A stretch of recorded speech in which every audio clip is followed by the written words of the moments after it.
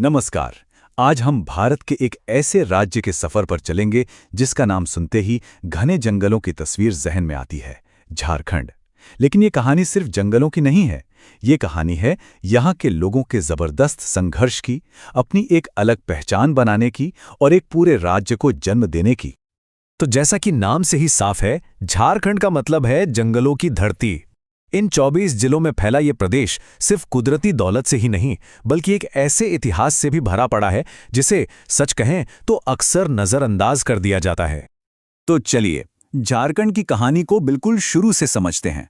देखिए, इसकी नींव किसी बाहरी ताकत ने नहीं बल्कि यहीं के मूल निवासियों ने रखी थी। और पता है सबसे दिलचस्प बात क्या है? यहाँ पर राजकाज की शुरुआत मुंडा और भूमिज जैसे आदिवासी समुदायों ने की थी। सोचिए, भारत के ज्यादातर हिस्सों से कितना अलग था ये। इन लोगों ने अपनी सरकार खुद बनाई, जो दिखाता है कि आत्मनिर्भरता इनकी रगों में है।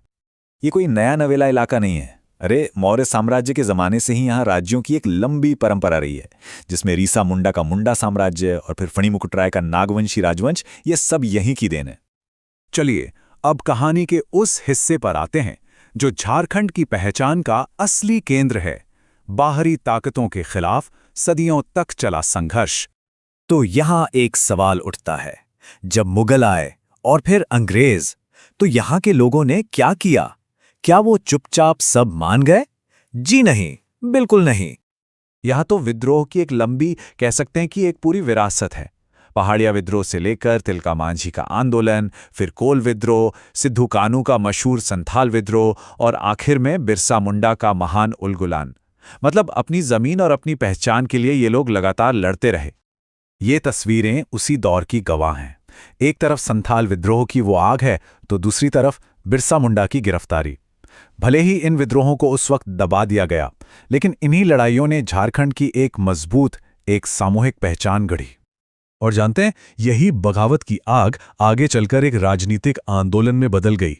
और मकसद सिर्फ एक था, एक अलग झारखंड राज्य। अब इस संघर्ष को एक नई दिशा मिली, एक नए नेता के साथ। नाम था जयपाल सिंह मुंडा, एक ओलंपियन, हॉकी कप्तान और बहुत दूर की सोचने वाले लीडर। उन्होंने इस सदियों पुरानी लड़ाई को एक संगठित राजनीतिक आवाज दी और उन्होंने 1938 में ही कह दिया था कि हमें एक अलग राज्य चाहिए। और फिर दशकों के संघर्ष, अभियानों और बलिदानों के बाद आखिरकार वो साल आया, साल 2000। आखिरकार वो दिन आया, 15 नवंबर 2000। खास बात यह है कि ये दिन बिरसा मुंडा का जन्मदिन भी है। इसी दिन झारखंड हकीकत बना। सफर बहुत लंबा था, बहुत मुश्किल था, लेकिन यहाँ के लोगों ने अपना अलग राज्य बनाकर ही दम लिया। तो इतिहास से निकलकर अब जरा आज के झारखंड पर नजर डालते हैं। आखिर आज कैसा है ये राज्य? तो आज का झारखंड कैसा दिखता है? चलिए कुछ बेसिक बातें जानते हैं। राजधानी है रांची और सबसे बड़ा शहर है जमशेदपुर।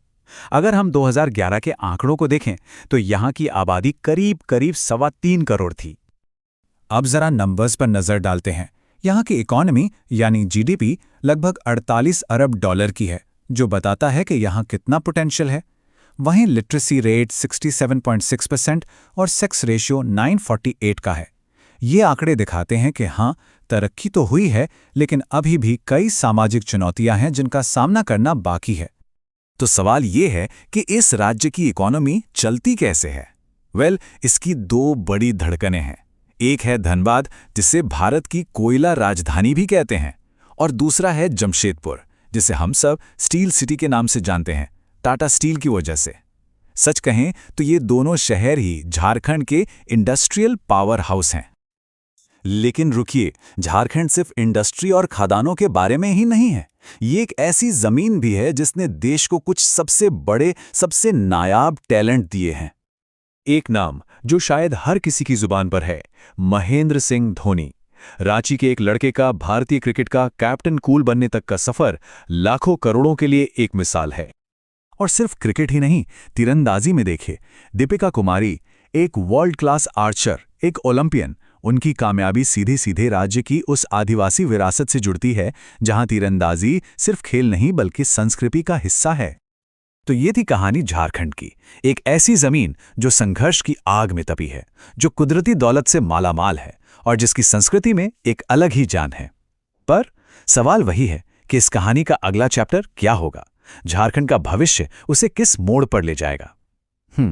इसका जवाब तो शायद आने वाला वक्त ही देगा।